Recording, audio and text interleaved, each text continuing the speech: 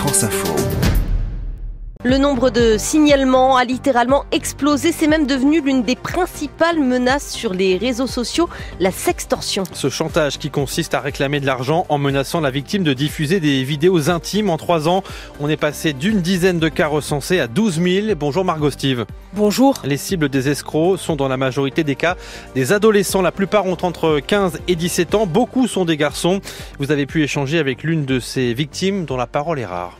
L'histoire de celle que l'on appellera Nina commence sur Instagram. Elle n'a que 17 ans quand un homme qui dit en avoir 23 la contacte pour faire connaissance.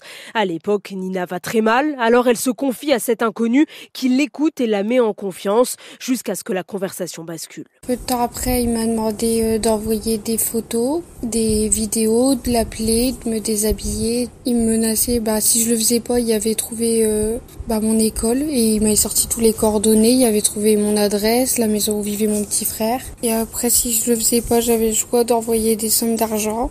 Ouais, c'était un enfer. Terrifiée, isolée, Nina cède très vite. Son salaire d'apprenti lui sert à payer son agresseur. Des centaines d'euros envoyés via une banque en ligne pendant plusieurs mois. J'éteignais mon téléphone, j'avais peur de recevoir des messages, je faisais des crises d'angoisse dès que je recevais un message de lui. Je continuais à me scarifier de plus en plus. J'ai arrêté mon psychologue, je séchais les cours. Et jusqu'à un jour de trop, j'ai fait une tentative de suicide. Hospitalisée, Nina se confie à une infirmière et bloque le compte de son agresseur. Elle refuse en revanche de déposer plainte. Désormais, dit Nina, je n'ai plus confiance en personne. Et le cas de Nina est loin d'être isolé. Aujourd'hui, la plupart des victimes refusent de se confier aux forces de l'ordre. Oui, l'an dernier, seule une centaine de plaintes ont été déposées, une goutte d'eau par rapport aux 12 000 signalements reçus par l'OFMIN. Cet office spécialisé dans les victimes mineures tente malgré tout de se saisir du phénomène en traquant les auteurs.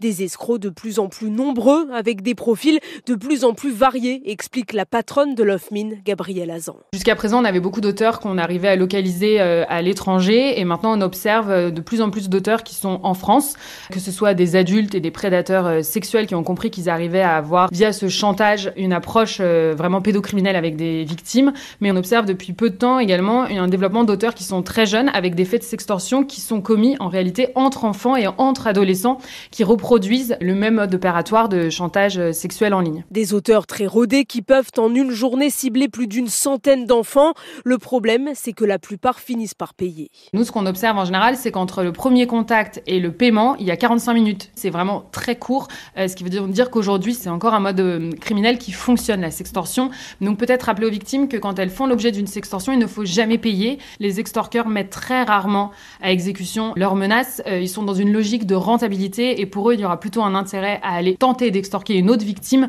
que de continuer à s'acharner sur cette victime-là. L'autre risque, c'est de tomber dans un puits sans fond avec toujours plus de paiements, comme c'est arrivé à Nina. Mais si les adolescents payent, c'est souvent parce qu'ils se sentent isolés.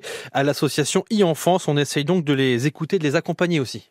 Oui, l'an dernier, l'association a reçu près de 10 000 appels de jeunes victimes de sextorsion. Toutes ont en commun la honte d'avoir envoyé ces photos dénudées. Mais ça ne sert à rien de culpabiliser les enfants, estime le directeur général adjoint d'e-Enfance. Samuel Comblé préfère lui donner des conseils pour se protéger. Si on dit aujourd'hui, il ne faut pas le faire, les adolescents, ils le feront, c'est inscrit dans leurs habitudes, donc ils le feront quand même. Par contre, ce qu'on peut dire, c'est si vraiment vous voulez le faire, ok, faites-le bien. Et comment ? C'est déjà en faisant en sorte de faire que notre identité ne puisse pas être révélée au travers de ces photos. Donc en gros, on prend des photos de son corps, mais sans sa tête. Ce qui fait que si la photo est diffusée, il n'y a pas de risque d'être reconnu et donc l'escroquerie a moins de chances d'aboutir. Et donc ça, c'est important. L'autre conseil, c'est de mettre ses comptes sur les réseaux sociaux en mode privé. Désormais, les escrocs peuvent, grâce à l'intelligence artificielle, dénuder les enfants à partir de photos habillées, avec la possibilité de mettre en place un chantage sans même avoir à convaincre la victime d'envoyer ces images. Le choix de France Info signé Margot Steve à retrouver sur franceinfo.fr.